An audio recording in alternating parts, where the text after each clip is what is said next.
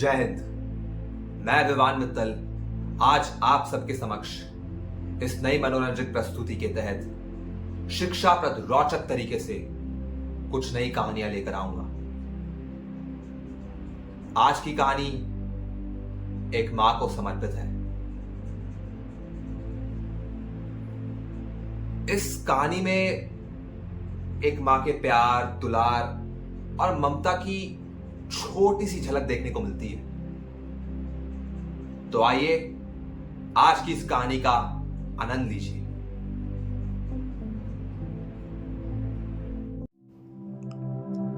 अर्जुन का आज 10th का रिजल्ट आने वाला था। घर में मां, पिताजी सभी बहुत उत्साहित थे। जैसे जैसे परिणाम आने की घड़ी पास आती जा रही थी, अर्जुन की बेचैनी साफ झलक रही थी उसके चेहरे पर। आखिरकार वो घड़ी आ ही गई। ड्राइंग रूम से पिताजी की तेज आवाज आई, अरे 92% मार्क्स आए हैं, मीठी खीर बना लो।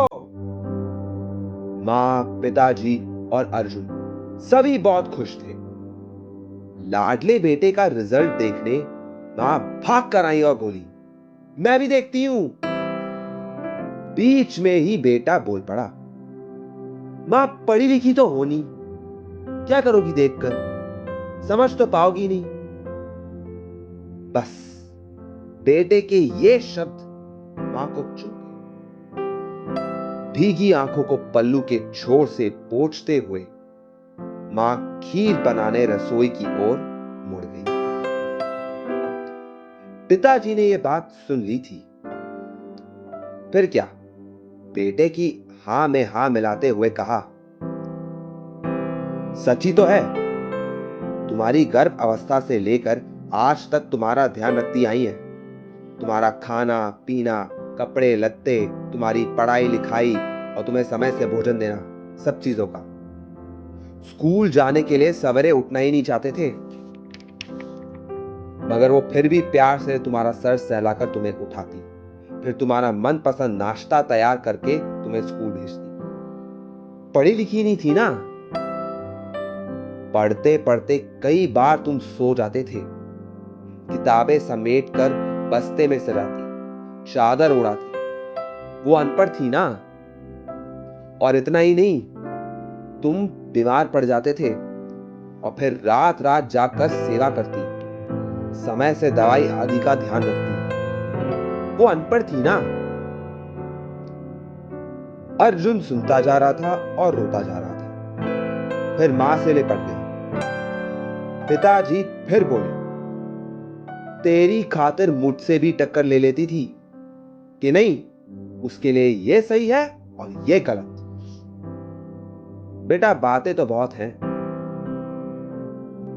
बेटा उसी तरह लिपट कर मां से कहने लगा, मां मुझे माफ कर दो, मैंने कागजों पर इम्तिहान पास किया है, पर असली जीत तो आपकी है। आपके अंदर के टीचर, डॉक्टर, वकील, बेस्ट शेफ, वो आज पहचान पाया हूं और जान पाया हूं। आपको नमन करता हूं। मां, आप तो 100% से पास हो। फिर कुछ पल बाद मां ने आंसू पोंछकर वातावरण बदला और गर्मा गर्म खीर बनाकर सबको लिए परोस लाई। फिर बड़े दुलार से बेटे का मुंह मीठा करवाया। पिताजी ने भी अर्जुन को गले से लगा लिया।